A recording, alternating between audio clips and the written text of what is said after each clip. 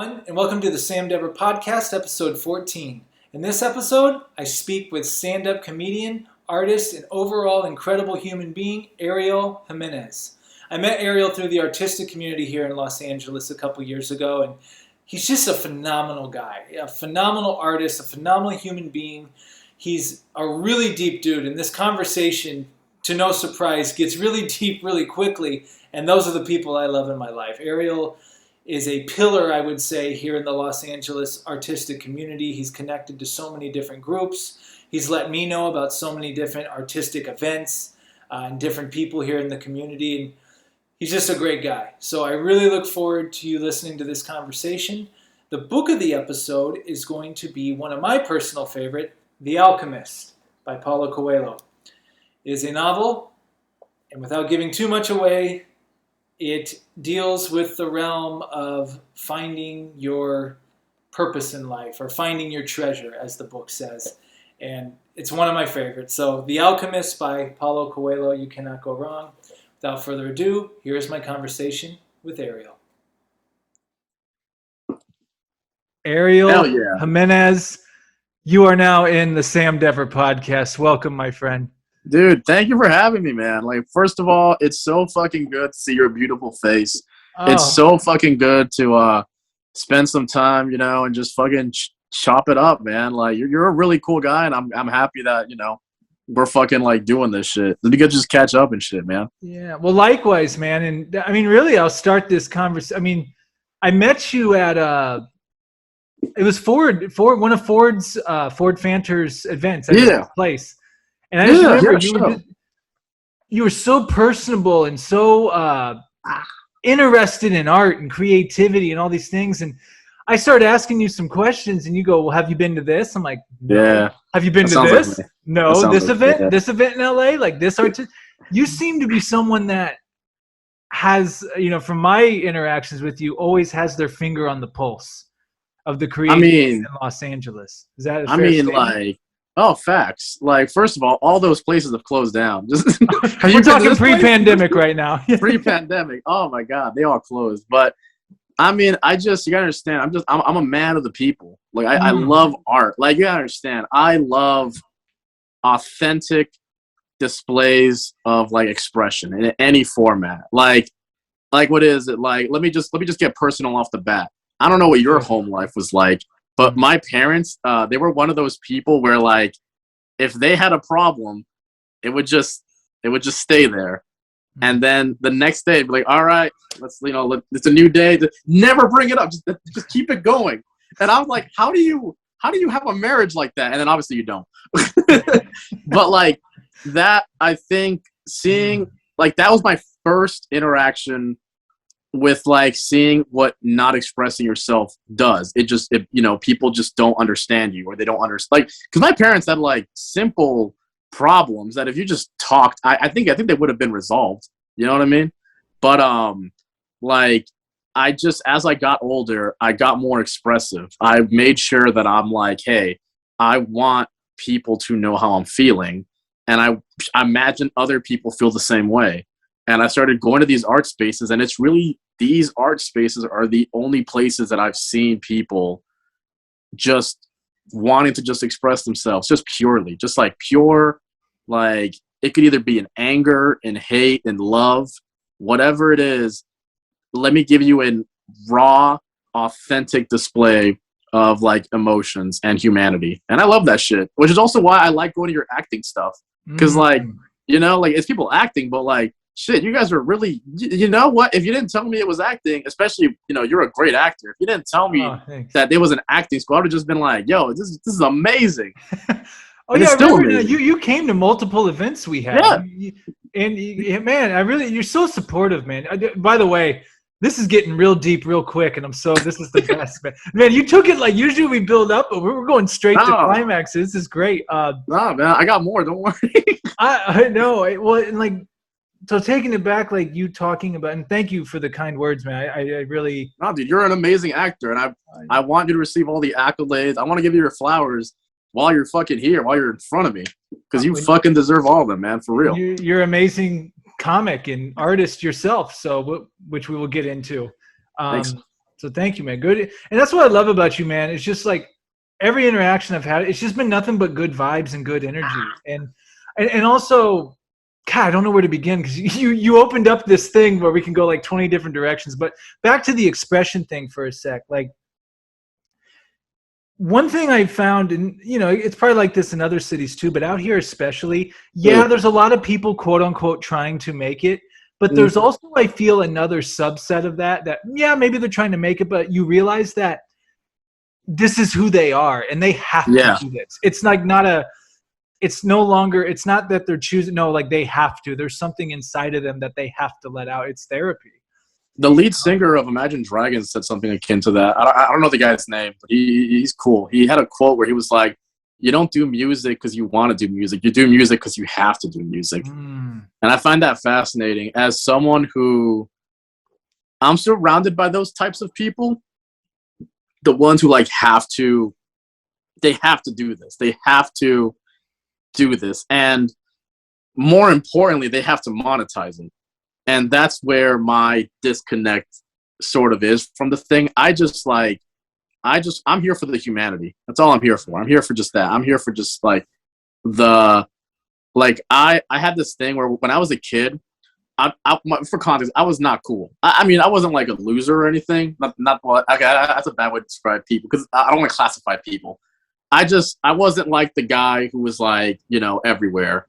However, I was the person who was talking to everyone. Like I had a really interesting high school experience because like nobody in my school, we didn't have cliques. If that makes, because like I don't know if you experienced this, but if you go to elementary school with everyone, you kind of know everyone. You know what I mean? Like you went to elementary school, middle school, you kind of know everyone. Yeah, that was kind of the vibe that my high school had. Like we knew who everyone was. We all went to elementary school together, or maybe not elementary school, but definitely middle school because it was right across the street. Right. And it was a thing of like, I would just talk to everyone.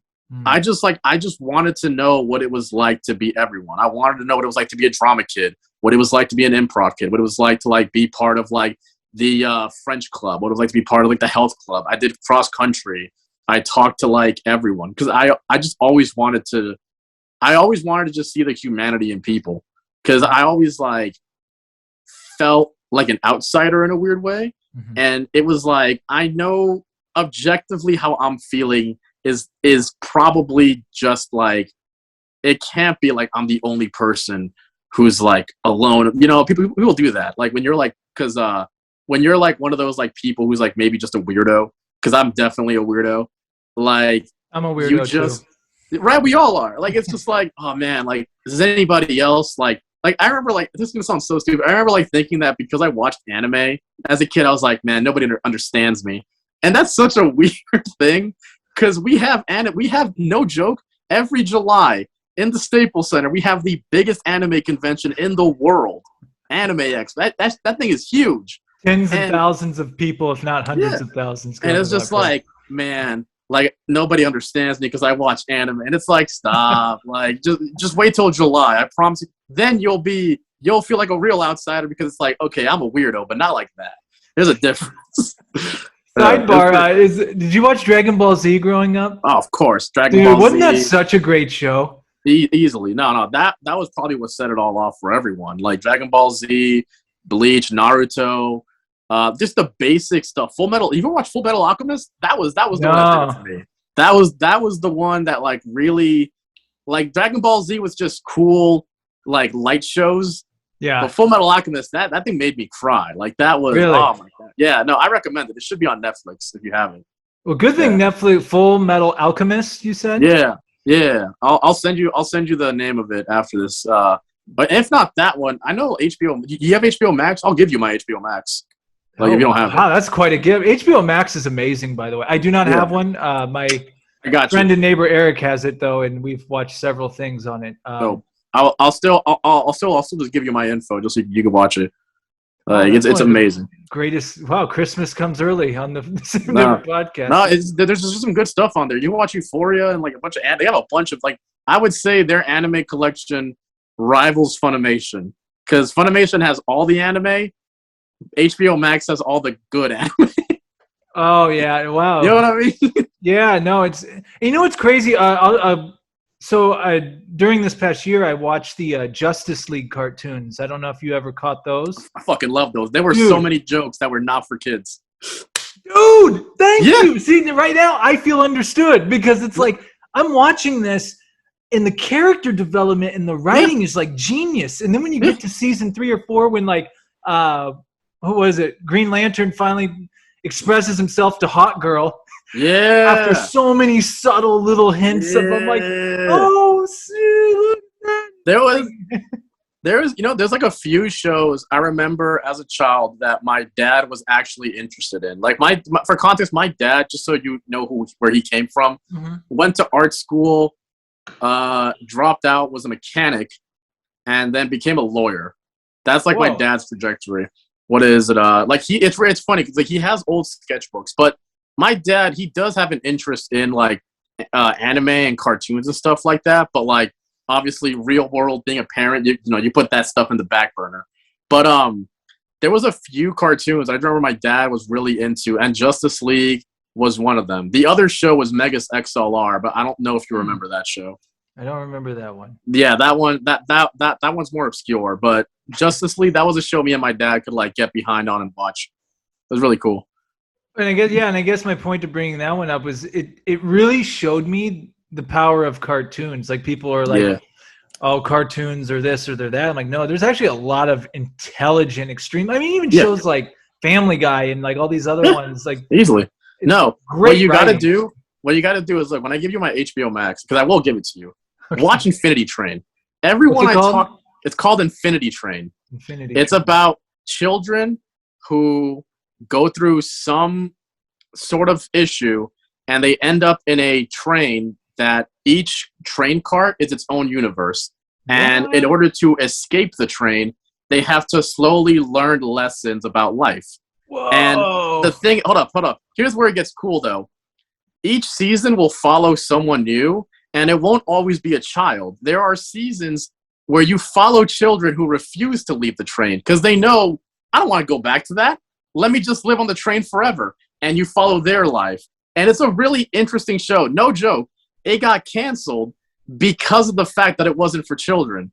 It is a show that I tell everyone to watch. And everyone who's seen it, they're like, this is one of the best cartoons I've ever seen. It is so good. It's called Infinity Train. It's on HBO Max. Wow, that's really up my alley. It sounds like a whole karma, birth and death, rebirth type of thing. No, it is amazing. And it really, really like it bothers me that they got canceled because the creator of the show had like a bunch of stuff still planned. They got 4 seasons, and he's like, I have 4 more seasons left, but he's like, I couldn't do it. And he was like, before I tell you guys, he did an AMA on Reddit.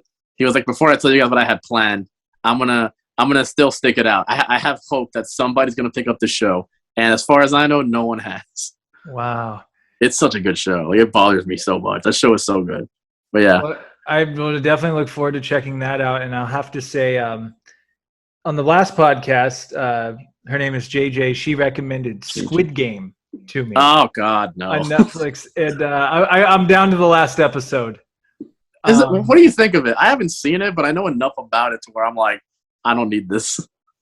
I'm gonna be honest, man. I watched that third episode. I'm like, I'm in. That's fair. I'm in. It's very violent.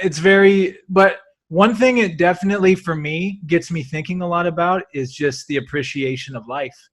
I don't want to ruin anything for you, but it's very violent. Lots of people. No, for sure. It just reminds me of like how fragile this thing is. You know what I mean? For context, I do watch a lot of Korean cinema. Like I think South Korean cinema is better than American cinema, easily. Parasite though. Parasite came from South Korea, right? That movie. Parasite came from South Korea. Have you ever seen Old Boy? No. That is the quintessential. That is what will get you. At least that's what got me into Korean movies. Watch Old Boy. Just for context, here's the plot of it. The plot is this guy gets kidnapped, just from the middle of the street. He gets kidnapped, and then he gets locked, put in a cell, and he stays there for about 15 years. Doesn't get an answer why. And then one day, they feed him. He's stuck in that cell though for 15 years, and then he finally hears a voice through like a recording. A guy lets him out and says, "I trapped you here for 15 years. Find out why." And it's a fucking hell of, it's really crazy. Like, you're watching it the whole time. You're like, this is like, you want to see depravity. You want to see humanity at its lowest. Old Boy. Like, that is the movie that completely sold me on South Korean cinema. And it sucks because they made an American remake with Josh Brolin, and it was awful. It was so bad. Oh, so bad. No, I want the original. I want the original. You gotta watch the. I want to say it's on HBO Max. I could be wrong about that though, but it's so good. Oh boy! Wow, you're dropping gems early on into this. Well, and one thing I wanted to ask you too is, like we were talking in the pre-show room. As far as people in LA, I mean, you, from my understanding, grew up for the majority of your life out here, right? Yeah, I moved here from New York. I grew up in Manhattan. Like, spent the first 9-10 years of my life. Okay. And I moved out here in like 3rd grade. So I've been here ever since 3rd grade. So I would say yes. Okay. What was it like growing up in the Los Angeles area for you? That experience like? So here's the thing. Yeah. I live in a town called Santa Clarita, which, if you look up on a map, here's LA, and then on the outskirts, that's Santa Clarita. It's a cool place. Santa Clarita, just so you can understand when I say this, it is a void. It is surrounded by mountains, and the only way to it is through the highways. So the 405, the 5, the 210, they all converge into one highway, the 5. And at that convergence, that's where Santa Clarita is. There's only one way into this town. And it is an interesting place. Not bad. Actually, it's the opposite of bad. It's great. I love it, actually. It's a beautiful area. No, it's so nice. No, this is like, here's the thing. So Santa Clarita it's like, this is going to sound weird. It's like a Disney Channel suburb. Like, it's so jarring because it's like everyone who grows up here that I know, we all can objectively admit that this place is super safe and it's super boring. And that's by design. So like my dad, for example, my dad grew up in Washington Heights, New York, right? And one of the things was he obviously grew up very poor. Like, my grandparents are immigrants. He did the struggle to get himself out. And when you grow up in a very horrible city environment, your goal is to always move to the suburbs. So my dad found the suburbs, and we have some family out here, which is why we came to California. But yeah, he settled in Santa Clarita, and I'm thankful that he did, because this place, it's so safe and so nice, and it's almost hard to extrapolate what that is like. But it's a nice area. The thing is, I didn't really start exploring LA until like 2018, because I didn't leave Santa Clarita. Yeah, because the thing about Santa Clarita is you need a car to get around everywhere in LA, and that goes double if you live in the suburbs. And I can tell you a lot about Santa Clarita, and I can tell you a lot about LA, but my knowledge about LA is about 3 years old. Because while I grew up out here, again, if you look up on a map where Santa Clarita is, it is on the far reaches of LA. It is on the outskirts. It is in the boonies. It is the last destination before you get to Bakersfield, which is an hour away. And it is it's a cool spot. Like, if you're ever trying to raise a family, or if you're a celebrity, like, a lot of people live in Santa Clarita that are Hollywood types, because no paparazzis are allowed here. And they have a very strict, like, no dispensaries, no strip clubs. Everything shuts down at like 9 o'clock, roughly 9 or 10. You have, nothing loud past 10 o'clock. And in general, like, everyone, like, I have friends from Orange County, and you could describe that as a suburb, but Orange County and every other city, they're all connected because they're still part of the city. But Santa Clarita, again, you need a car to leave it because it's so far outside of LA. It's just again, like, it's just a very interesting place to grow up. Good place though. I would recommend anyone to come here, everyone to come here. It's a great, we need more of a nightlife out here though. Like, Jesus Christ. We have emo night though. That's pretty fun. I don't know if you're into My Chemical Romance, but we got that. What's it That's called? pretty cool. Some places will do emo night, Oh, Like, emo night. yeah, where they play like My Chemical Romance. What's Dude, it yeah, they were a called? great band back in the day. They're performing. Are They they do live still shows. okay? Yeah, shows how the loop I am. No.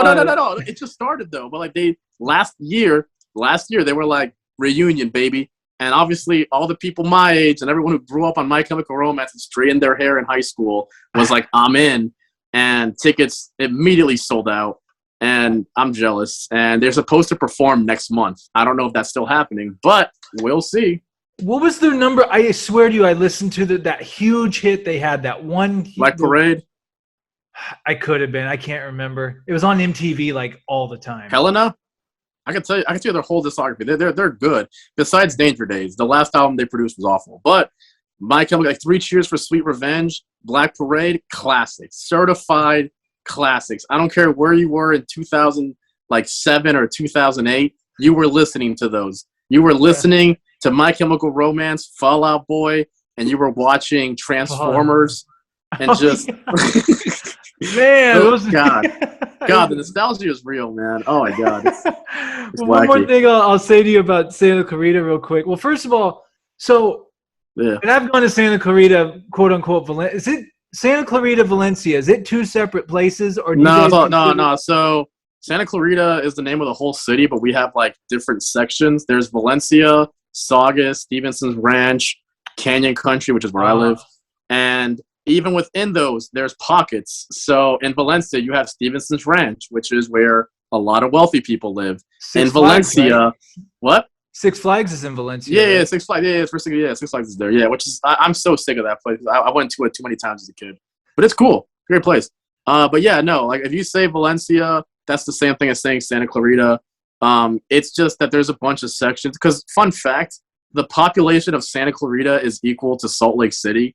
That's how big this place is. Whoa. But yeah, it doesn't feel like it at all though. Like we have I think 5 or 6 high schools. But again, it doesn't feel like it because really you can get across town in 15 minutes. Like it's not it's really not that hard. Like it's a very small town. Big wide streets. Yeah. Very unwalkable. It's a thing of I remember I would go to just random people's houses, friends of friends, and we would all be like, "Oh, do you know Anna from this place?" "Oh, dude, of course I know her. She's friends with this guy." "Oh yeah." Everyone's one friend away from knowing everyone, as long as you're because everyone what's the word? If you go to someone your age and being like, "Oh, I went to this school." "Oh, okay." I remember I had that happen to me. I remember last year I was just talking to a girl. What is it? She was doing this charity volunteer thing. She was trying to make her own charity and stuff. And I met her at an art space. And we were just talking and stuff. And I was like, "Oh, that sounds really cool." And then the topic of school brought up, and I was like, "Oh yeah, I just went to Hart." She was like, "Wait, I went to Hart." And I'm like, "Wait, what year did you graduate?" And I was like, "I graduated 2012. I graduated 2013. And we were "Wait a minute, who do you know?" And then we just started listing off names, and I knew some of the people. And it was interesting because she's someone I just thought, she was just another LA person, but nah, she grew up in Santa Clarita, and I was like, that's wild. And yeah, talk to other Santa Clarita people. They'll have very interesting opinions about this place. You love to hate it. You love to hate this place because it's Jesus Christ, my God, suburban hellscape. I never watched the series, but I think there was a series called Santa Clarita Diet. Yeah, it's about a bunch of zombies. It's about a bunch of middle class family happens to be run by zombies or something. I never watched it either, but I thought it was cool. I'm like, oh, the rent's about to go up. Oh no! Oh no! You're putting Santa Clarita on the map. Everyone's gonna move to Santa Clarita. Fun fact: we are the 13th fastest growing city in the country, which is terrifying. Dude, I think you have now become the unofficial spokesman of Santa Clarita. No, God, no, fuck no. I don't you know a lot about Santa Clarita. You know more than any person I've known. I've been here. I've been here since 9 years old. Most of everyone I know is nobody ever knows about Santa Clarita. It's wild. Everyone I talk to, whenever I bring up that I'm from Santa Clarita, they're like, "Holy crap, you drive far to be here." Everywhere I go, because Santa Clarita is again on the outskirts. And when I talk to them about they don't know anything about this place. They don't know. I have friends that are in Long Beach. I've been to Long Beach though. I can tell you things about it. You have the the center. You have the Queen Mary. Okay, cool. I have friends that live in Alhambra. That's a really cool spot. I wish I lived there. Yeah. And, I could tell you some stuff about there. I know no one who's ever, like, come to Santa Clarita recreationally. Well, you know what's cool about that place, though? And first of all, yeah, I mean, it's awesome you got to grow up there, because I always said if I were going to have a family in this area, Santa Clarita would be at probably the top of the list. No. It's 100%. I will tell you everything. It is a great place to raise a family. Not a good place when you get older. Hence why I don't like it.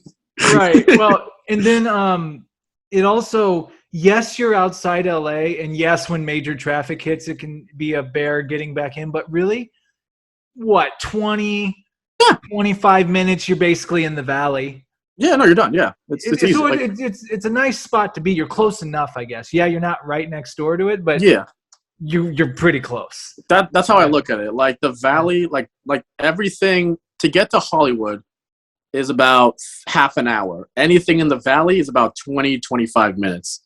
That's not bad at all. No, it's not. Like, again, it's all highway, so it's not even like that bad. Like that's why I'm like, I don't drive that much. I do drive a lot because I'm going to, like, Hollywood and stuff. Like downtown is far to me, but like Pasadena, that's not far to me. That's like Pasadena is about that's about a 40-minute drive. You probably take the back way too to Pasadena. Yeah, pretty much. Yeah, like no traffic. So it's like I don't mind driving. I have audiobooks. I have music that I listen to. I listen to like one new album a week. So I'm always like digesting like a ton of music.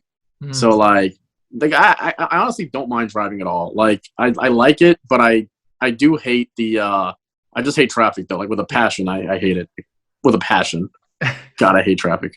And there's definitely traffic out here. It's awful. But I'm like you too, because I've driven a lot for work and stuff, and audiobook, music, catching up with people. I mean, it's also a meditation in a way too. I've found there's been times, especially out here, and you're naming Alhambra, you're naming all these different places. One of the things I do love about LA is there's just so many different worlds here.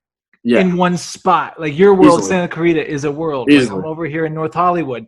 That is a world. You're close. Alhambra is a world. Pasadena is a world. That's what I love about. There's so many like unique places just all bunched up together. That was honestly why I left Santa Clarita. Let me phrase that. When I say left, I mean like I still live here. I've never lived anywhere else.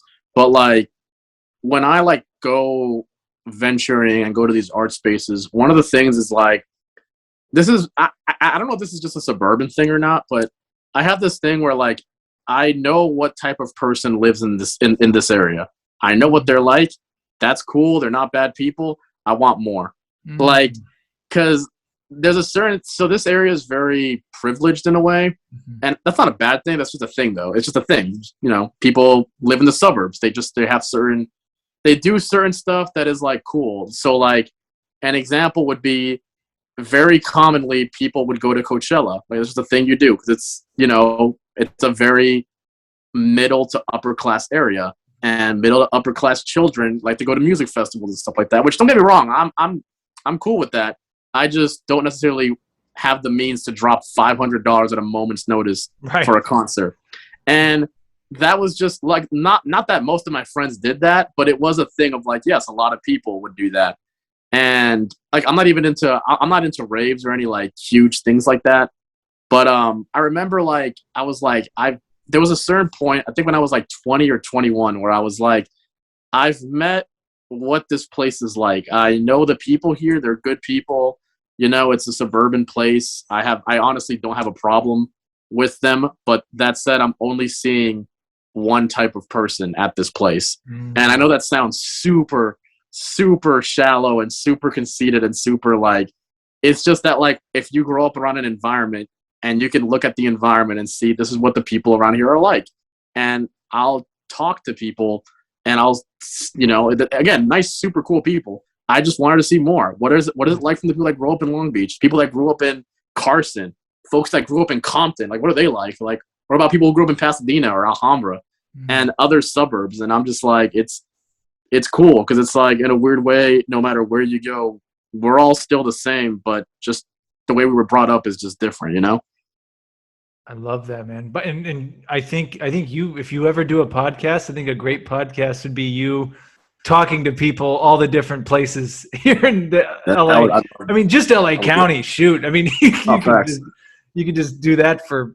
tons of episodes. But yeah, I agree with you. It's and I grew up in a small town in the Midwest, and weren't you in Vegas? I thought they were in Vegas. I moved here from Vegas, but I grew up in Illinois in a small town called Canton. Which part? Champaign? Where we're at? Oh, you know Champaign?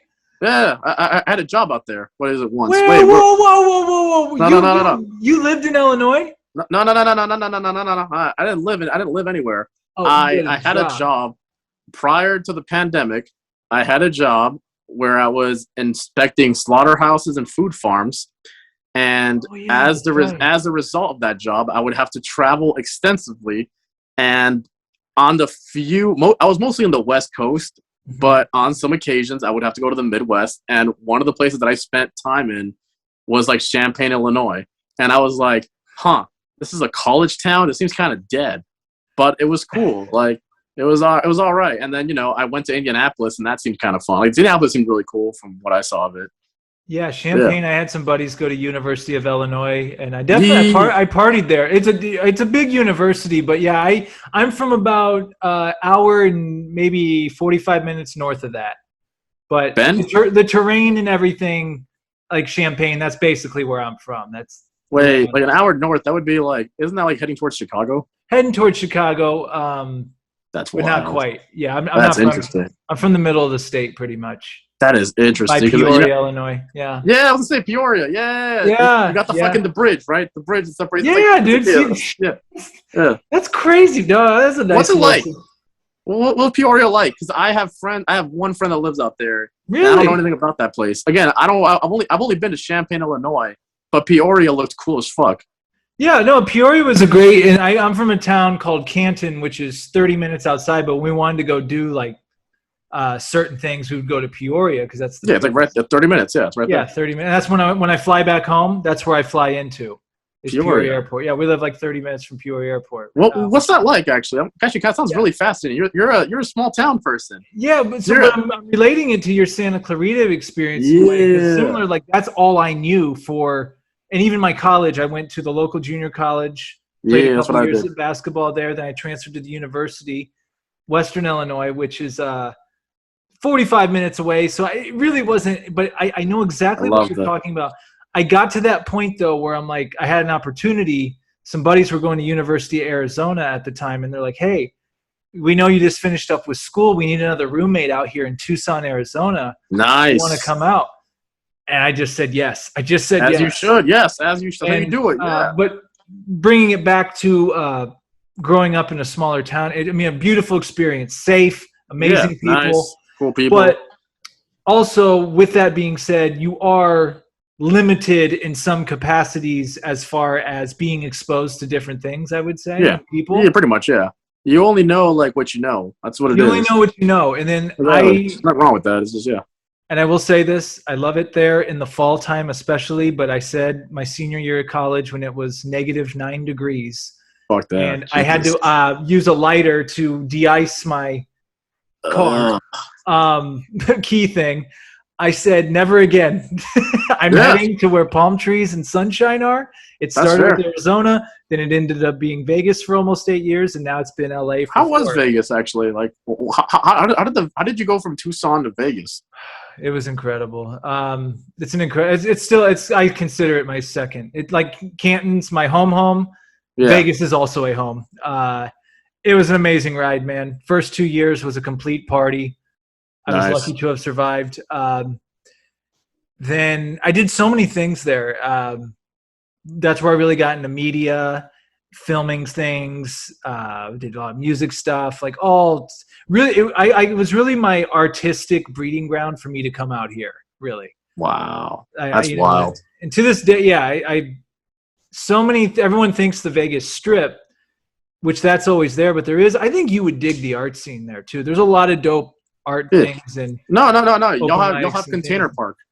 I wanted to go there. Park. Yeah, it's a cool spot. Y'all have you been to Omega Mart? Have you gone there recently? What's it called?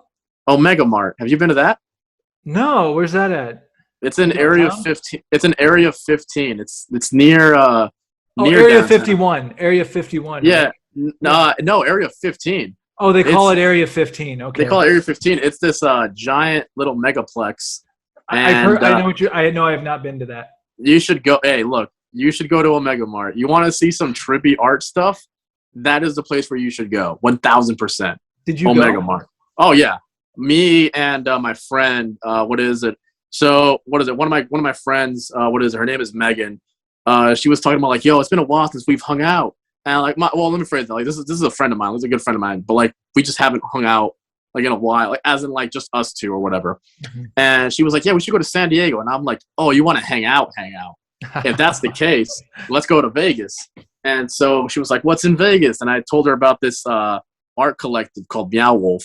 They have these amazing giant art installations all over the country. And their newest one at the time was Omega Mart. It was this cosmic supermarket type of abstract idea.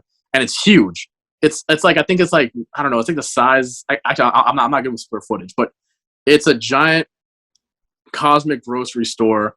And it's in this place called Area 15 in Vegas. And also on the second floor, they have this thing called Winko World, made by one of the Blue Man Group guys. What? And it's just a giant, like, psychedelic.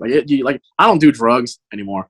And like, and it's I like just the pause anymore. Gotta pause. Anyways, and it's just like that place, you feel high.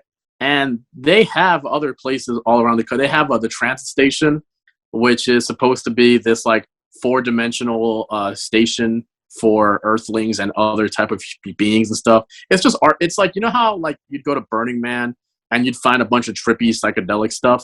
Yeah. It's like that, but brought to like a place. It's like if Adult Swim was a place. That's actually like it's like if Adult Swim was a place, and they have different kinds of spots. I recommend just look up Meow Wolf if you get the chance. Look up Meow Wolf. Man, you've given so many great recommendations. Trust me, I live my life in such a way to where I see good art all the time. Yeah. That's all I want. Oh no, that's why when you tell me you got to see Old Boy, I'm gonna watch that movie. If you're telling me I need to see that, and I haven't seen many South Korean films, but the ones I've seen have been incredible. No, they're amazing. The actors are great, dude. Even Squid Game, Parasite was incredible, obviously, but Squid Game, I'm watching them like these actors are really good. I'm like they're really, really good. Easily, they're amazing. No, like South Korean cinema, what they're able to do is what I think American cinema can't do, which is they allow their actors to get dirty. They allow their actors to, like, you're not going to, like, there's, like, the only movie I've seen where you actually had an actor get, like, dirty, get shuffled, get, like, you know, like, you see them, like, take a beating is Leonardo DiCaprio in The Revenant. And that was, like, that's what won him the Oscar. But, like, that's just a normal day in Korean cinema. Like, you want to see someone out in the woods, you're going to see that. I will stand behind Korean cinema. Is just amazing. Just really good. Really weird at times, but really good. Wow. Gives you perspective too that there's things outside the United States, right? Like I think a lot of times us here in America, we think it like this is it, but you realize. Have you traveled outside before? Have you gone abroad? God damn it, man! Have you got to do that. Yeah, I spent I went to Asia actually when I was like 21 years old. I went alone. I solo traveled. I spent a month in Thailand and then a month in Japan. It was wild. It was good times. So what did that do to your perspective? Like traveling? So check it out. So I was 21. Yeah. I got into a car accident, and like most people, I have a dash camera. And if you don't have a dash camera, I highly recommend getting one because my God, again, like I'm gonna sound like a douche, but like I really do. I get a dash camera. It's so helpful. Oh my God, it's like $70. It'll save your life. Anyways, got a dash camera. We got into a car accident, showed my insurance agent the footage. He was like, oh, okay, yeah, you're not at fault at all. Here's $4,000 because that's how much my car cost. And I realized at the time, I was like, boy, I should probably just get another used car. But I also really want to travel. And I knew that at the time I was like, because I've always just wanted to leave Santa Clarita. I've always wanted to just like leave and just be on my own. And just like, because I have never been on my own, which is like, I hate it. But that's what you do. I pretty much got that $4,000 and just bought like a ticket to Thailand, and then I bought a ticket to Japan, and I went up there. I stayed at a bunch of hostels. I did drugs. Had a bunch of fun. Like, met a bunch of cool people, and it was funny because like, so I'm 21 years old, and I'm like ignorant as hell because you're 21 I was years too. old, right? And it's the thing. Like, I remember going to like, so I have friends I still keep in contact with from this day. This is back in 2016, mind you. This is summer of 2016. So I remember I was going to like Thailand and stuff, and I would meet like local people, local folks who are Thai, and same age as me. And we would just be like talking and shit. And they would understand every reference that I'm throwing out. It was interesting. I was like, oh yeah, like you guys watch like Fast and Furious. Oh, I fucking love Fast and Furious. I'm like, what? Like, you know, like, cause thing about America is they export their culture very well to the point where I'm sure people are like sick of Americans abroad. Like, cause it's just, it's like America just, all we do is export our culture. It's ridiculous. But yeah. I just remember, like, I was like, this is going to sound ignorant, but, like, I remember thinking to myself, I was like, man, do people even have PlayStations? And then I went over to my friend's house, and she had a PlayStation, and I was like, oh, my God, you guys have this shit. And, again, I'm 21 years old. I'm stupid. I don't know what the fuck I'm doing. I'm just a fucking brown dude going to a fucking, like, Southeast Asian country where I don't know the language. I'm just traveling. In my head, I'm be all right because, you know, why not? And yeah, and I met a bunch of cool people. I still keep in contact with like friends. My homie from New Delhi. I like how he was also ignorant about stuff like this because he was like, yeah, I'm from India. I don't know anything about Asia, like that side at least. Like let's go and figure this out together. He was cool. Right. My homie on Shul. Shout out my homie on Shul. And shout out my friend Patsuda. She's really nice. She lives in Belgium now. And then the thing was, I remember like after that, I was there for a month, just, you know, having some shenanigans and stuff. And then I went to Japan because it was like I think it was like $400 just to like go from like, you know, like Thailand to Japan. And then to go from like Japan, like Tokyo to LAX is a very like, that's such a common route. It's like I would phrase that. It would be more expensive to go from Thailand to LA than it would be to go from LA to, you know, like Japan, like vice versa, you know? Right. Closer. Right. So I went to Japan. And I got lost day one. I was like, I'm not going to lie to you. I was so sad. I was like, my God, I'm so tired of this traveling stuff. I'm here for a month. And again, I'm by myself. And I'm just like, this is going to sound weird, but like, it was hard because I couldn't, people there in Thailand, people spoke English. In Japan, it was a bit harder because not everyone spoke English. I didn't expect that. But it was cool. I was working at a hostel. And like that was nice because I got to like I had a home base, which was cool. I was just like vacuuming and like they fed me and they would let me stay at the hostel for free. There's a website you can look this up at. I think it's called, what's the website that I use? It was called Global Travelers or something. I don't know. Anyways, worked at a hostel.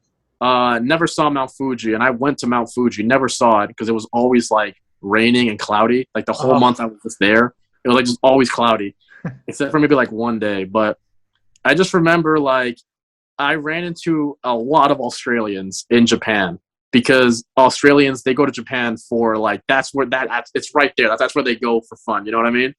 Oh yeah, that wouldn't be too far from them, would it? Not at all. So you have a lot of Australians there. And they were just, man, I've never met an Australian person before that.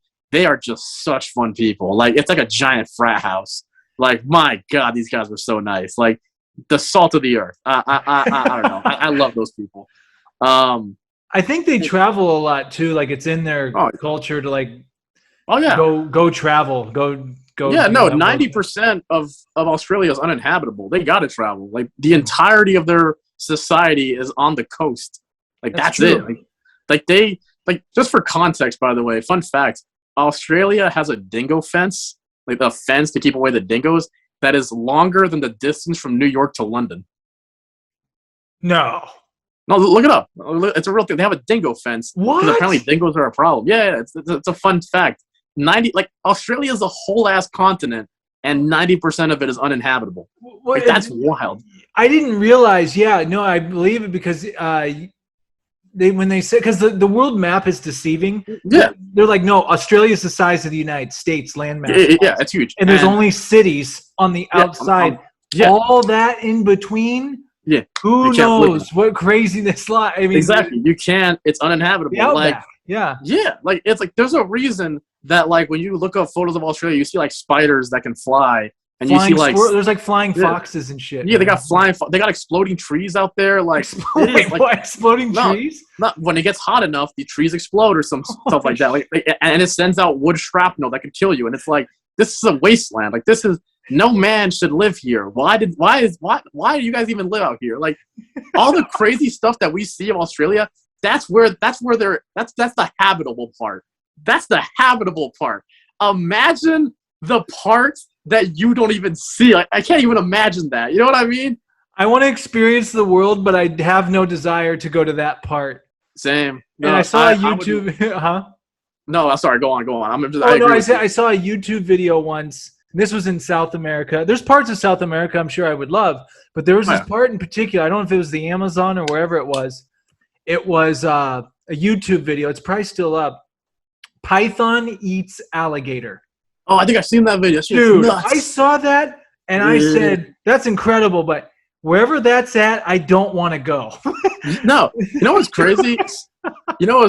Is like there's a place I really want to go to. It's called the City at the Edge of the World.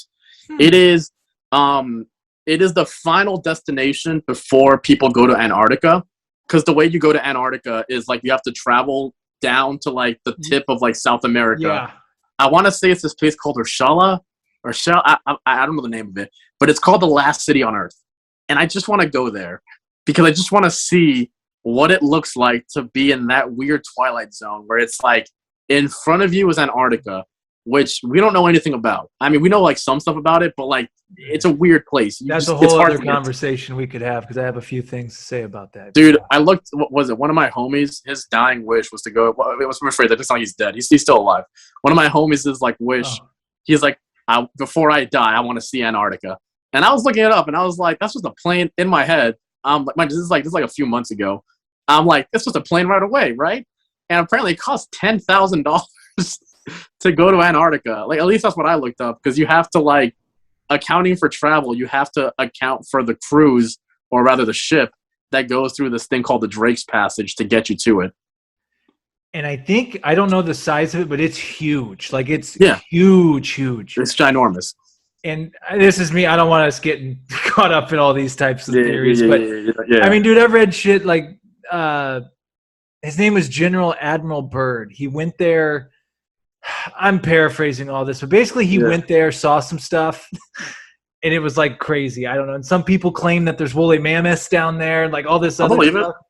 But it's like, you can't say that they're not, because it's so big and so unexplored. And so that's it. And so it's interesting. Well, they actually, I don't know if you heard, but they just discovered an 11 million year old shark off the coast of Japan. What? Yeah. Like, fun fact, sharks are older than trees and older than the rings on Saturn. Sharks are an old species. And like, they just found a shark that's like off the coast of Japan that they thought was extinct, but it was like millions of years old. Are you telling me that this shark, they found a fossilized shark from 11 million years? No, it was alive. This shark has been living for 11 million years. No. The species of that shark. Okay. No. That shark is, no. They're not jellyfish. Like, jellyfish are immortal. Sharks are not. It's just that species of shark was thought to be extinct because, again, sharks are very, very old. A lot of aquatic life on Earth is very, very old. And, like, sharks are one of those species that's just super fun. It's just always been around. And, like, this one species of shark was, like, 11 million years old. And they were like, I thought the species was extinct. How is this even still possible? And it's just moving around. Still kicking. I'm still here. Well, think about it too, man, because if there was an asteroid or whatever caused the destruction of dinosaurs and all that, whatever was in the ocean wouldn't have been affected by that as much. Not one bit. No, so that's why when I see like Godzilla movies and like these movies of crazy stuff coming out of the water, dude. Yeah. We have not even gotten close to discovering the ocean, man. Like, facts. Like that's the thing of like, you know that one sound, like the bloop or whatever it's called, like that one. There was this sound. You could look it up. It's called the bloop or whatever. Actually, a better example would be the wow signal, if you know about that one. Every once in a while, because you have oceanographers, you have like marine biologists, and to parallel that, you have astronomers, and you have like people that look up at the sky. We have satellite and radio waves to look into these sort of things. And we always get these like weird noises that we can't explain. And we always jump to like, oh, it's probably like either aliens or some weird species that we don't know about yet. We go to something organic. We go to something biological because we just want to believe that like there's still some cool shit left. You know what I mean? We just want to believe in that magic. And also, side note, like we haven't had nothing yet in relation to aliens or like ocean stuff. But I mean, I'm sure we're going to get something hopefully soon. We have nothing yet, but I want to believe, you know? Yeah. I mean, that's why, Yeah, it is fun to think about, you know. It's like we think we know everything, but do we? When you really look at, I mean, our existence as civilization is really not even a second of a blip compared to how long. I mean, dude, that's why like when I hear about civilizations like the Atlantis and stuff like that, some say it's made up, some say it was real, but the thing is, we don't know. Who knows? Maybe there is an Atlantis under the ocean, and it was these people that tapped into different powers of the human. You never know. You know, it's fun. It's fun to think about. Like I think people are just tired of like, you know what it is? I think people are just like, again, you just want to believe, man. You just want to believe. Okay, I've seen what's on the surface of Earth. Okay, like, let me see what's out there. Let me see what's on Mars. Let's find that out. You know, fuck it. Like, let's take a picture of a black hole. Like, I just think like it's like, because you know, if you think about it, one of the saddest things is we're only here for such a short amount of time, and in that short, like, imagine you're on your deathbed. Like, I think just imagine you're like 90-year-old Sam, just like, oh man, I lived a good life, you know. Mm-hmm. And then out of nowhere, you just see like aliens dropping down, and you're like, fuck, and then you die. And it's like, no, no, I want to be there for that. You know that should be in your comedy bit. That's funny. It should be, shouldn't it? Like, just imagine it though. Like, imagine like all the cool shit we'll see in our lifetime. And like, I think about that. Like, some guy's gonna be bored when they go to the moon. Like, somebody's gonna be like, just like, oh, okay, space tourism, whatever. Like, it's gonna be like as boring to them. Like, it's gonna be cool for us. We're the first, but that novelty's gonna wear off. You know? This, I've already been there. This place sucks. I feel like I'm slowly describing what a coke addiction is like. It's like, man, this sucks. I want to make this more exciting. Let's go. Oh my gosh, dude! I tell you what, man. If I ever end up for some reason doing any type of travel show, you have to come be a co-host on it. I think you'd be, dude. Please, man. You'd be a great person to like, because you're so curious. I love that about you. You're so. Dude, we're all curious, man. Like, man. I have not seen it. You guys, I still live in the same town I grew up in. That's what drives all of my curiosity. I'm going through this stuff with a childlike sense of wonder, man. I'm just, God, yeah. I love it, man. And dude, honestly, like already we're like this. What I love about you is this could literally go a billion different directions, which I love. I do want to touch on stand-up comedy. Oh yeah. And, you know, if I really have never asked you, what got you into comedy? What was your comedy journey? So my comedy journey was, you know, it's like if you knew me in like middle school, you'd say I was funny, but I think everyone's funny in their own way. But like just among my friends, I was always just making people laugh and stuff, you know, because I was like, I had this like, I didn't get enough attention at home, to be honest with you. So I just had like this deep need to like want people around me and for them to like me. I'm a people pleaser, and it's something that I'm working on. You know what I mean? Just real talk. And it's like, I was a funny person, and I had this like, had past tense. I had this like hole in my heart to an extent that I was just like, oh, I need community. I need family, because I didn't have that growing up. You know, my parents were working and just had their own issues, you know what I mean? Mm-hmm. And then I think it was like 2016. Yeah.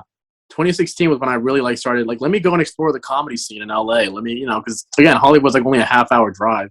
Let me go and check it out. And I did comedy, and it was horrible. I hated it, actually. I was like, this is not fun. There's no community to like, when people think of stand-up comedy, they think of like maybe some camaraderie or some like communal sense of like just a bunch of people in a room like laughing at each other. You know what I mean? Also, real quick, not every comedian has a tragic backstory.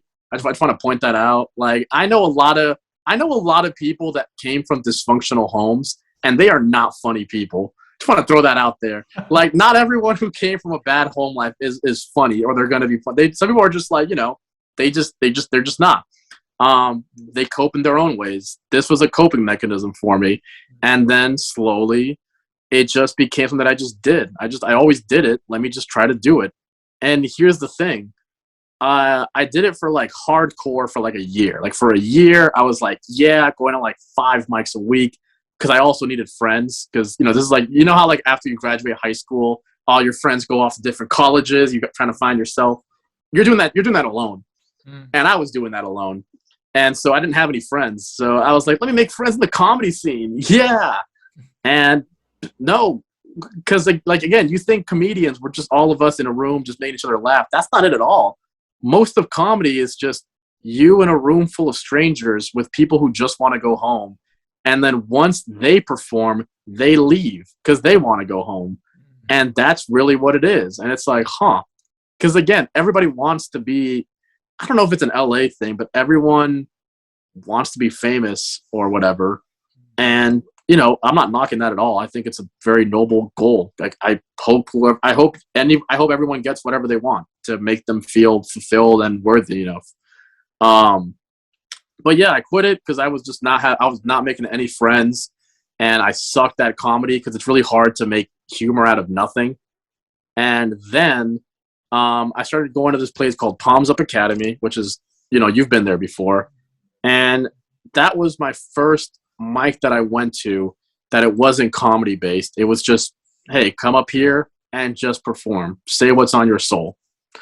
And people really were saying what was on their souls. They were expressing themselves. And, that spark, you know what I mean? Yo, I belong here, this is it. Like, these are people that I want to be around. That's where I sort of was like, hey, you know what? Like, while I'm here, let me do this art form again, because it's the only thing I know how to do, and I want to contribute to the space. And I did that, and I did comedy from that was in 2018. So I've been doing comedy for 2016, take a year break, 2018 to 20, about 4 years, roughly 4 years, give or take. However, when the pandemic hit and we started doing Zoom comedy, oh my God, it was a disaster. It was awful. It was just people in their rooms just ranting in their underwear. It was nuts. It was and you couldn't even tell if you were funny either. It was just so then I said, what? And then nobody would laugh. And it's like, oh, is there a lag? No, you're just not funny. Okay. and it sucked. So I started doing music. So let me show you this thing real quick. So I got this thing. I want to hear about that. The machine that you have. So I had, this is only one of them, but I got into, I have no rhythm and I have no musical background whatsoever, but I like cool noises. So can you hear this? Yeah. So I have this 8-bit machine, and this is some music that I made with it. Dude, that's amazing.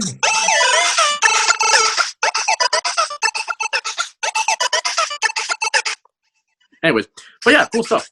So it's like a little portable music maker. I mean, you can just. I actually have a bunch of them. I also have another one. I have this one. What is it called? These are called pocket operators. You should look them up. They're pocket operators. Yeah, they're $50 to $100 a pop. They're very affordable. I'm afraid that is a lot of money. For what they can do, I think they're very reasonable for the price. The cheapest one is about $50, I believe, and that one is just they have drum kits and stuff. This is their most expensive model right here.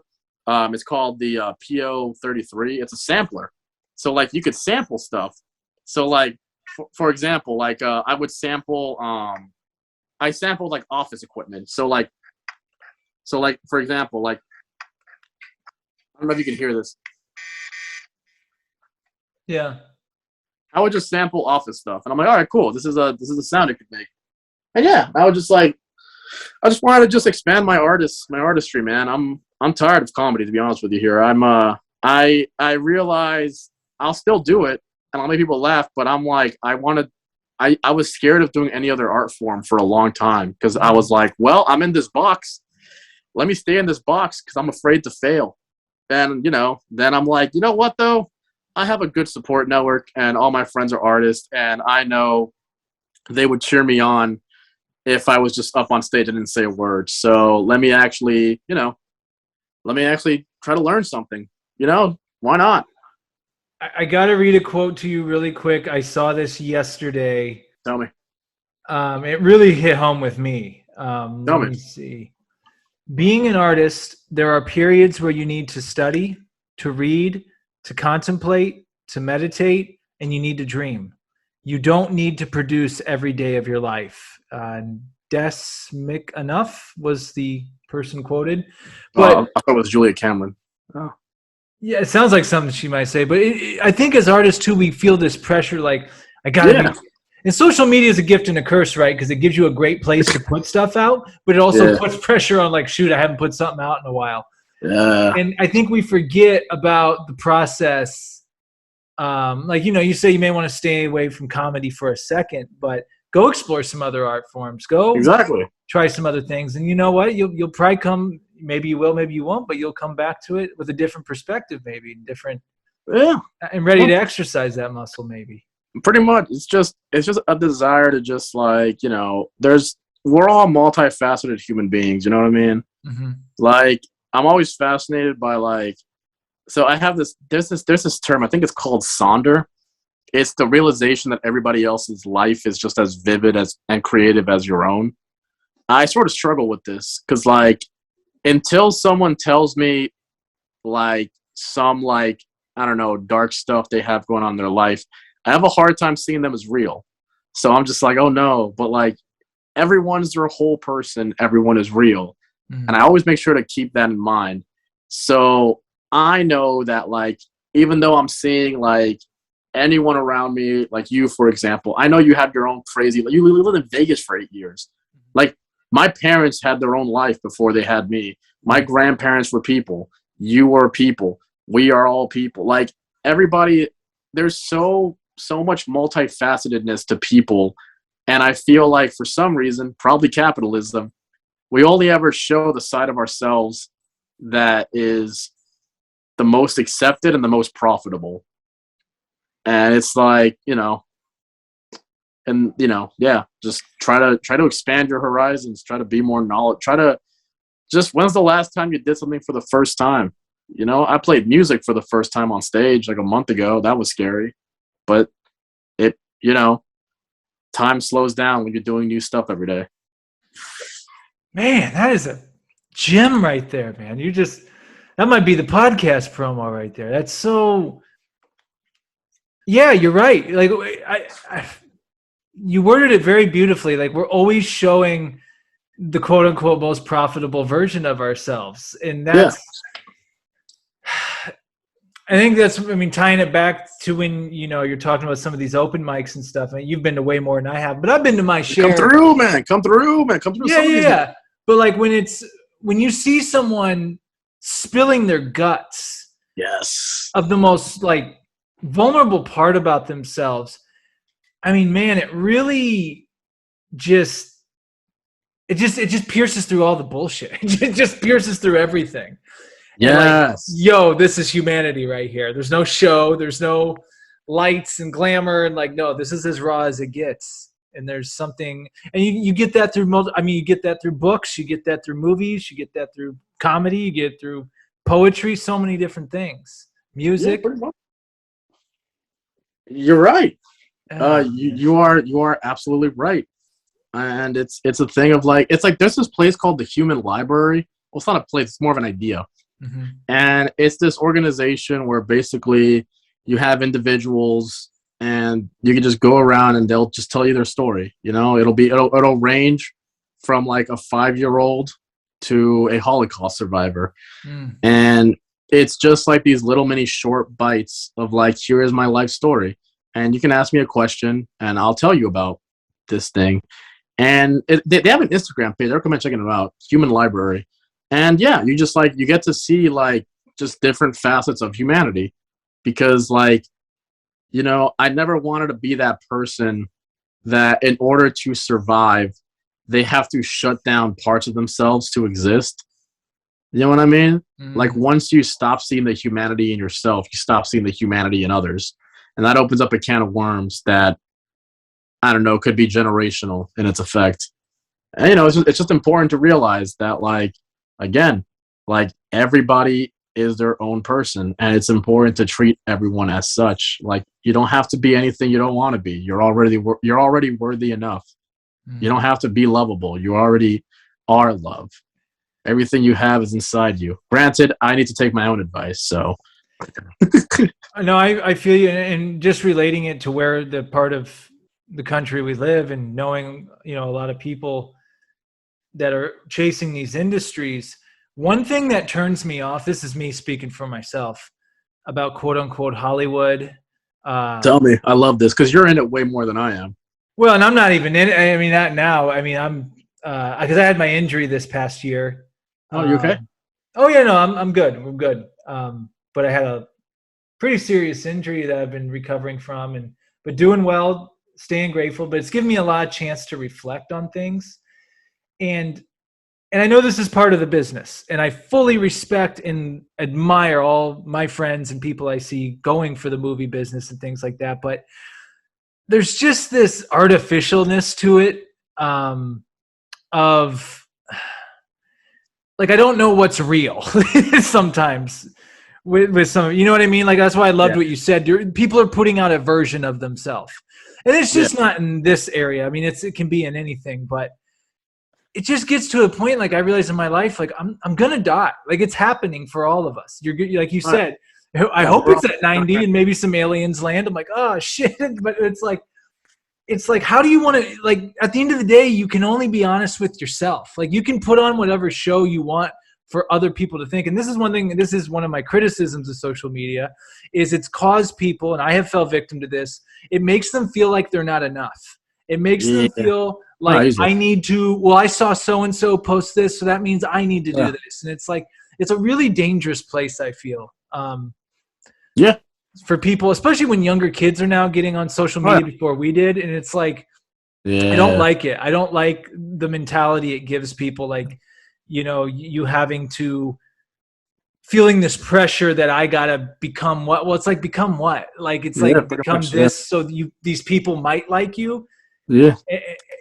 So I dig what you're saying with the authenticity. Like there's some privilege to this, I feel, only because, like, it's easy to say that, like, I'm not into toxic positivity. Are you familiar with that term? Is that like, I'm taking a guess, like, have a great day? I don't know. Yeah, pretty much. It's stuff like it's stuff like that, where it's just like people they ignore the realities of life in favor of just positive thinking and manifestation, kind of. Like, oh, you're having your parents, didn't love you enough, and, like, you don't have a lot of friends. Well, hey, maybe if you had a positive attitude, things will get better. And it's like, shut up. Like, there's a thing where people use positivity to shut down conversations on actual, like, issues that people have. And it's like, when I say to people that, like, hey, you are enough, you are worthy, you are loved, I know that I'm saying that as someone who has an abundance of friendships, saying that as someone who has a roof over their head, and someone who isn't, how can I say this? I'm not starved for like friendship or like companionship or care. Right. I mean, I am starved for, like, obviously, like, fucking human contact and intimacy, but that's a whole different thing though. But, like, it's like, I just, like, the thing is, I know we're not all at the same points in life. And I try to be cognizant of that, because I know, like, to some people, when they hear certain things about, like, oh, like, it's like how, I'm afraid, people want you to be confident, but they really hate it when you fake that confidence. Does that make sense? And it's kind of like, I don't blame people who fake their confidence. I don't mind that. So I don't mind fakeness, as long as it's internal. As long as it's you being like, hey, I'm going to be positive, I'm going to do this, cool. But the moment that fakeness starts pushing that onto me or somebody else, then that's when I get bothered. Like, if someone has to, like, trick themselves into being happy, I'm cool with that. But if you have to trick me into liking you, then I don't want to be around you. And that's where I feel like the Hollywood people are. Their problems are external, and their problems are internal and they're trying to make it external. And I feel like more people need to, again, if fake it till you make it, but please, dear God, don't preach to me how to live. Yeah, and one lesson I really dig that. One lesson I've learned a lot lately is I no longer am seeking validation, and Yeah, that sounds it like a great is place. so freeing, man. When I I no believe. longer seek validation, it just automatically gives you confidence because it takes away these things that were manipulating you to think you needed to be to have confidence. It's like, wait a minute, Yeah. I don't need this this to be that or this person to like. I mean, it's cool if they like me, but it's also cool if they don't. Yeah. I'm me, and it really, in social media, I'll go back to it. It's created such a desire for validation. Like validate me with Yeah. likes and comments, and tell me how great I am. Yeah. It's Man, I hope to get to that interesting. point at someday. That sounds awesome. When did you get to that point? How did you realize were you always there? How did you get to that point? No, Tell no, me. no, no, no, no, no, no. Oh man, this will have to be Pride Part 2. We talk about. Ah! I no, for me, I so I was called a narcissist and ego driven. I mean, I'll even go back 10 years, and I used to fight it. What do you mean a ego driven? It's not like ego like I'm a douchebag ego. It was more just self obsession. And as an artist, it's a fine line, right? Because in art, Yeah, you got to have some. There's some ego driving there is. No, for the sure, artistry, right? for But sure. It's like how every surgeon has to think that they are this amazing, powerful person because they're literally rescuing people from death. yes, You yes, have to be that. Yeah, yeah. the You got job to have demand. some confidence. You got to Exactly. have Yeah, some. be real confident. Yes, I don't want an unconfident surgeon. For me, with narcissism and what social media does, it always has you thinking about how you look. Like, how do I I look agree. Yeah. in this outfit? What do I look taking this picture? And I heard a brilliant quote the other day. It's actually Bill Maher said, Wow. uh, yeah, but he said something interesting about how phones have taken over us. And he said, people are more concerned about getting a picture, making it look like they're having a good time, as opposed What? to actually having the good time. And I thought about that even in reference to like how I'm living my life. There's been times, and I'll admit, I'm living my life through social media. Like some Of of the course, we things I all was are. participating in doing, it's not that I didn't enjoy doing them, but I had to get pictures. I had to get video. I had to Yeah. get this. And it's part of the game, but it's like how much I realized how much it took me out of the present moment and how I wasn't actually enjoying maybe some of the things I said, quote unquote, I was enjoying. And in terms of the physical images and stuff, and just always looking at pictures of yourself and how do I look in this and how do I look in that? Oh, I can't post that picture. That's my bad side. It's like, fuck, man, do you know how freeing it is to just let that go? I And believe just, it. and that's why I loved what you said about when you start to do new things each day, life slows down, because you're right. And I'm guilty of it. I get in routine. No, we all do. Yeah, and it's good and bad, right? It's good because Yeah. you get productive, but also it also makes this stuff fly by very quickly. It's the idea of like just like when you're a kid, time is slow because everything's new. When you're an adult, you're stuck in a routine, so you got to break it out every once in a while. That's why like you know I'm at a point right now where like I like going to open mics because at least I'm going to see something new. You know what I mean? At least I'll see something new and like I'll something will at least come up that I'm like, oh, that's kind of cool, and you just never know. Because yeah, like you know, yeah. But yeah, sorry. Go on. Well, this no, I agree, and also just relating it to, I don't know how we're getting toward the end here, so I don't know how much time we'd have to go into love and romance and things of that nature. Ha! You want to talk Although, about as love? we were talking pre-podcast, Jesus. the last time we saw each other in person was actually, what was that? A love poetry night? Or It what was that? it was an erotic poetry workshop. My homie Aman, she puts these on. She's I believe she's a tantra healer. I think that's the term. And her I want to say that's her roommate. I want to say that's her roommate Dale. Anyways, her and her roommate, they put on these erotic workshops, and just Just a good space to express eroticism openly, which I've never been to a space like that before. And I was like, hey, I think you'd enjoy this. And I also messaged a bunch of other friends that I'm like, hey, yeah, Oh, it was it's amazing. I loved it. I thought it was great. yeah, no, it's not back by any chance. By the way, I think it's done. It's kind of sad. It's done as far as I know. So did But, we? So are you saying that we got to explore the end of that space and yeah, energy at the it was last only time in around. Chinatown? That place was around for maybe like 6 months, and then that's it. And then it was like, oh, okay, we're taking a break. We'll be back in. We'll be back in. We're taking a, because like a lot of mics around here, they do like they're seasonal. You know what I mean? Like we'll be open for like 6 months, or maybe like 4 months. Usually like from like March to like August or whatever. This is just one of those, And they were like, yeah, we'll be back. We'll be back next month, or we'll be back like early next year. And then the pandemic happened, and it was like, yeah, you know what? Yeah, maybe not, but it was. This is sexuality is such a weird thing, man. Like it's like what I loved about that night down in China. I was always going to say in Chinatown where we were. It is Chinatown. It was right. It was in the dope, middle and I'd never been Chinatown. to Chinatown before. That was my first. See, that's what I love, man. Like you're like, hey, man, come check this out. Like, come explore something different. Come meet It's some new worth checking people. out. And I walk into this room, and it's dark lit. People are sitting on pillows, and I didn't know what was about to happen. It was like purple. Yeah, The lighting was good. It was good lighting. it was that's good. half the fun.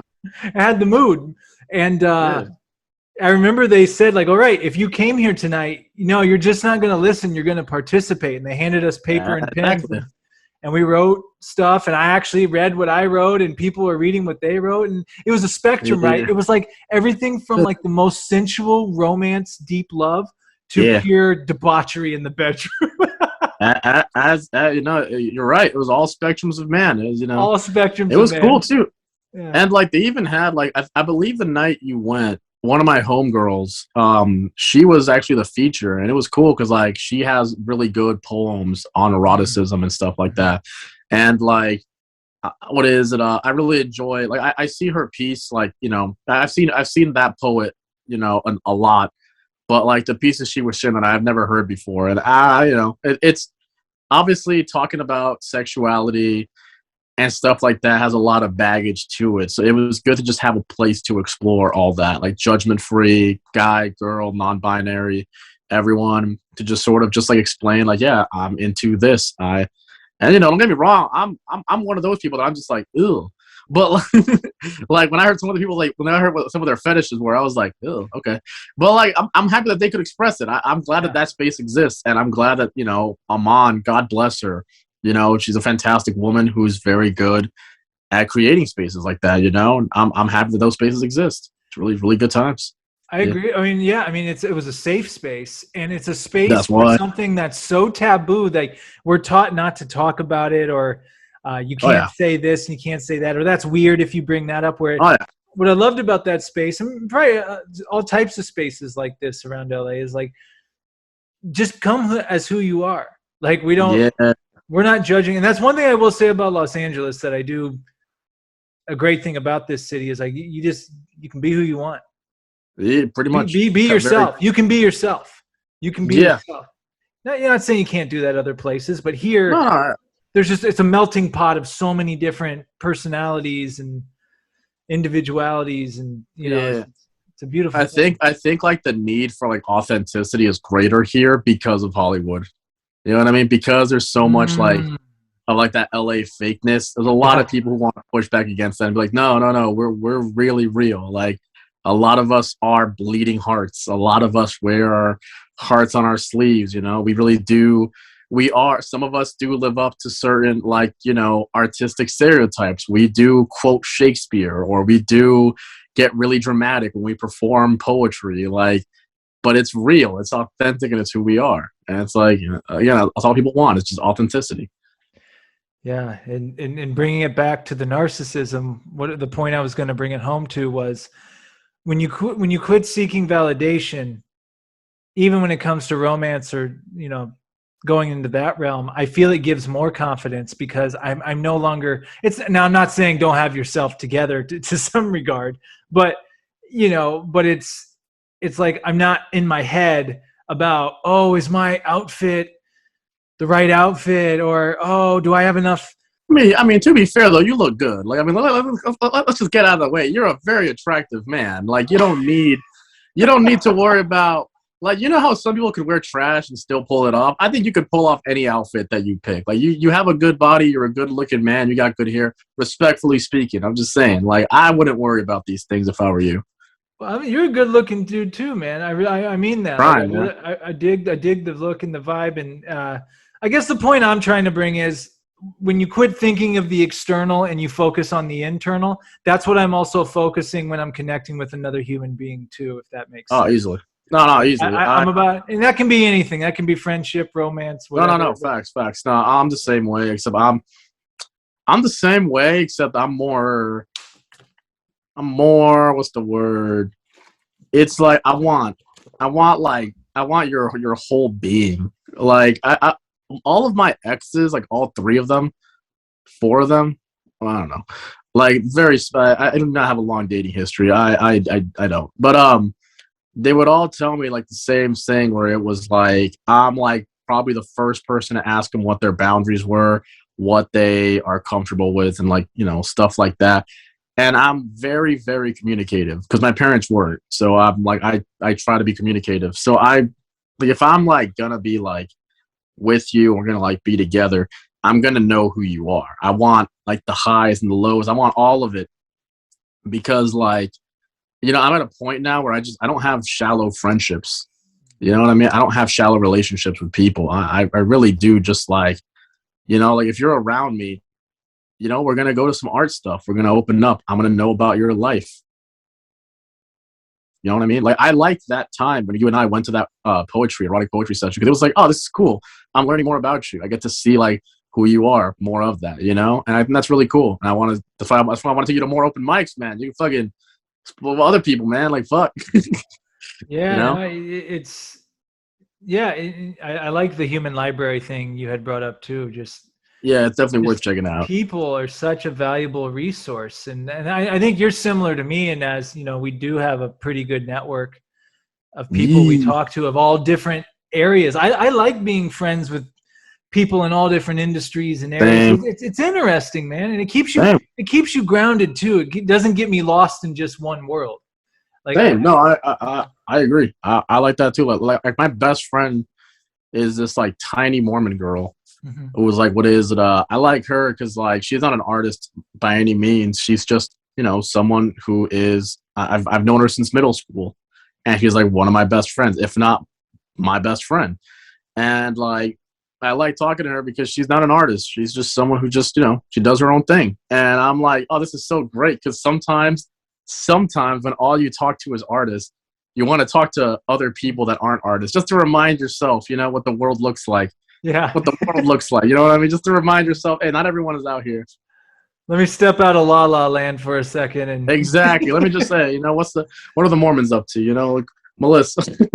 yeah, yeah. She's genuinely a really good person. That's awesome. And Yeah. this has been an amazing conversation, man. Like, really, Like what? I feel like I could go 5 hours with you. And before we wrap here, and you've touched on it a little bit throughout the podcast. When I notice some of the things you share publicly and talk about and are so open with, like you even said, like you ask people, what are your boundaries? One area, and I don't know if it's to be labeled as mental health or whatever you want to do. You seem to have a very open conversation addressing some of these issues that a lot of people may not be comfortable talking about. And I really admire about you, and I respect that about you. And going to what you started the podcast with, you said you lived in a household where you didn't express yourself.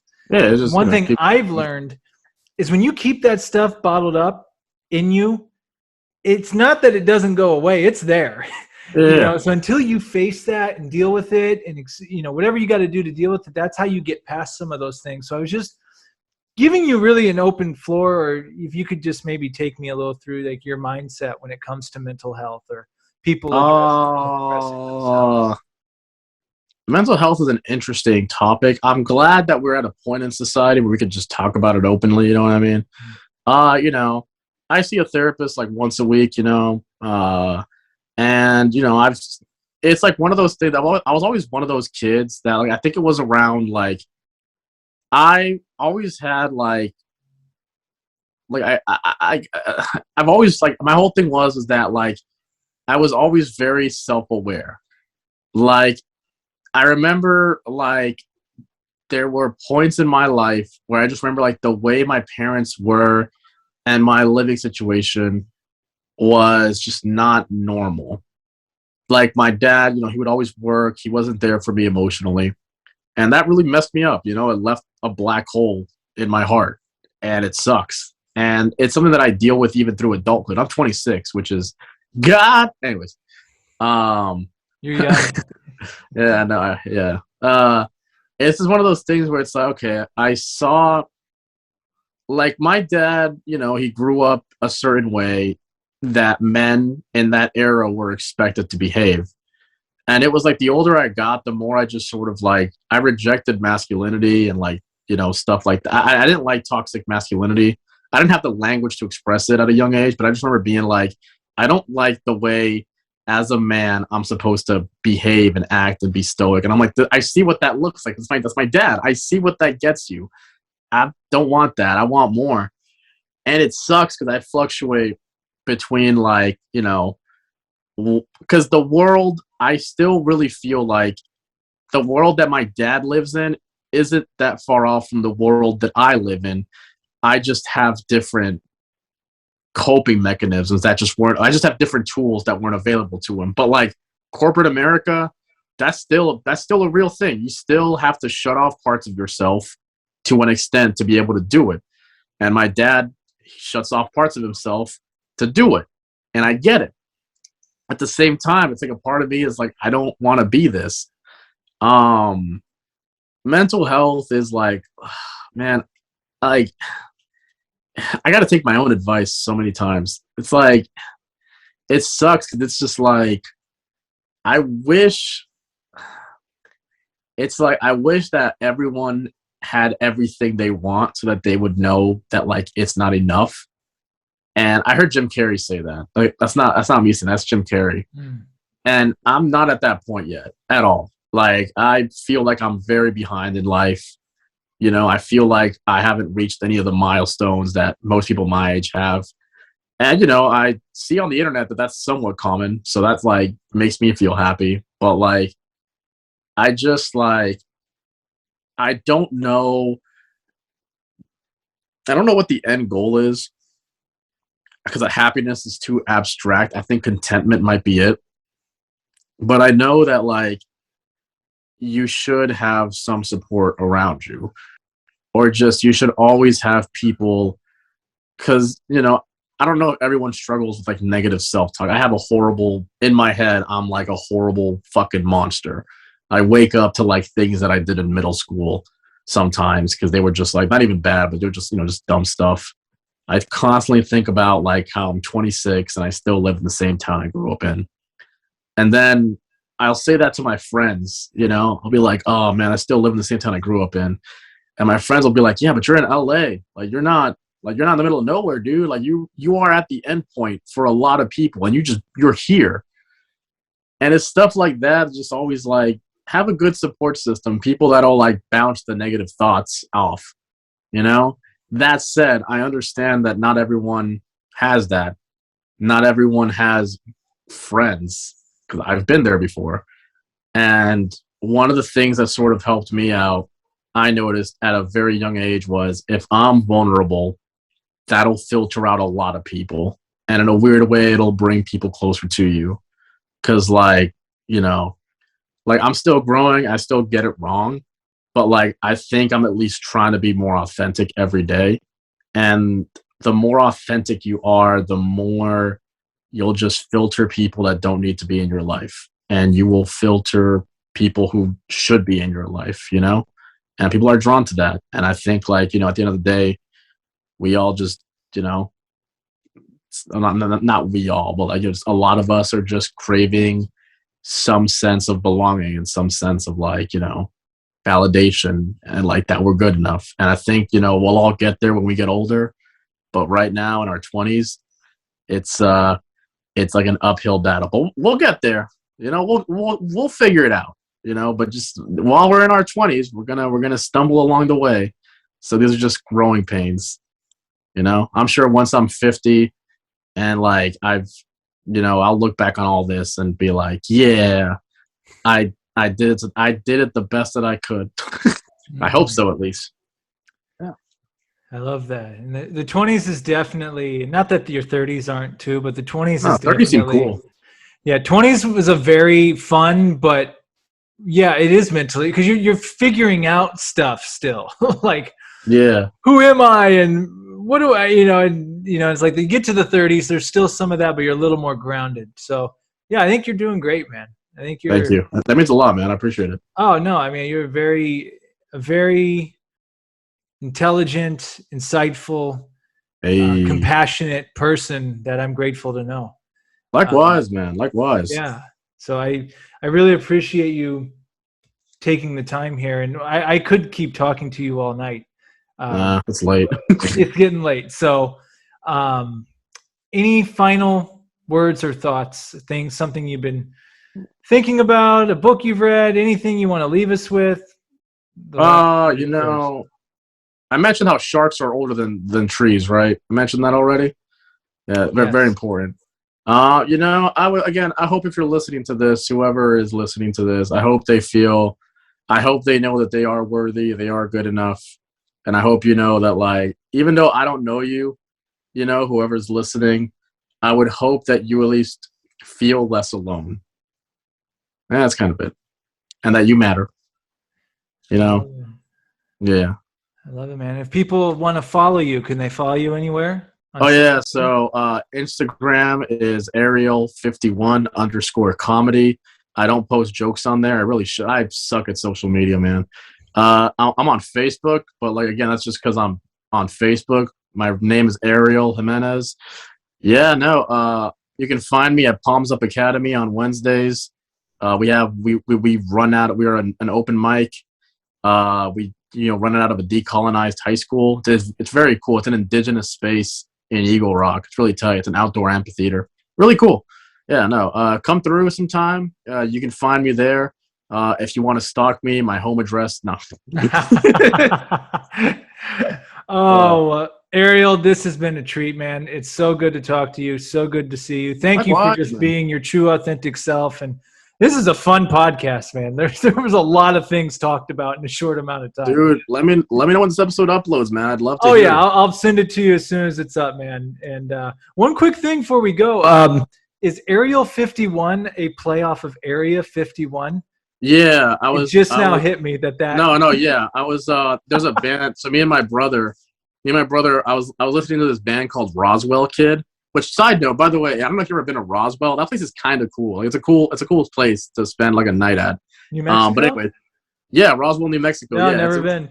It's a whole town devoted to like aliens. Like, it's so cool. I know of it. Yeah. Yeah.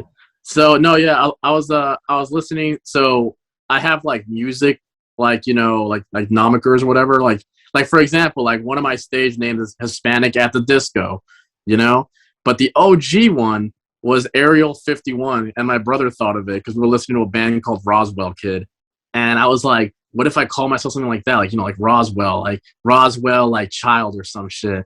He was like, that's kind of lame. And we were just thinking about the whole time. And then I went to I forgot what I did. I went off to go somewhere, and he came back and he was like, Ariel 51. I'm like, that's the one. That's pretty genius. Right? It's so good. Awesome, my friend. Yeah. Ariel, thank you so much. We'll be talking again soon. Hope to see you soon. And again, yeah, man. Again, if you're free next Tuesday, let me know about if you're free to go to a mic and a bunch of artists. It'll be indoors in someone's actual apartment, well, loft, really. But if you want to come through. Yeah, man, for sure. And if not this time, definitely we'll connect soon. Hell yeah. All right, man. I'll talk to you in the future. Peace, man. All right, my friend. Peace.